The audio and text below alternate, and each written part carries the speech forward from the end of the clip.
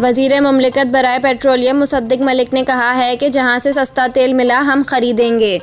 मुसद्दिक मलिक ने ये बात फ्रांसीसी खबर एजेंसी को इंटरव्यू में कही। इस सवाल पर कि क्या पाकिस्तान मुस्तकबिल में भी रूस से तेल खरीदने का इरादा रखता है, वज़ीर मुमलिकत ने कहा कि अगर हमें आज कहीं से भी सस्ता तेल मिलेगा तो पाकिस्तान वहीं से तेल खरीदेगा।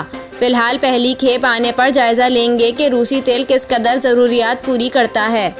उन्होंने कहा कि रूस से तेल की ख़रीदारी के लिए पहला ऑर्डर दे दिया है। रूसी तेल की पहली खेप 1 माह में पाकिस्तान पहुंच जाएगी।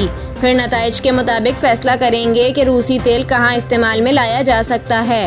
वज़ीर मुमलिकत का कहना था कि पेट्रोलियम मसनूआत सस्ते दामों में मिलती हैं तो आइंदा भी रूस से तेल खरीदेंगे।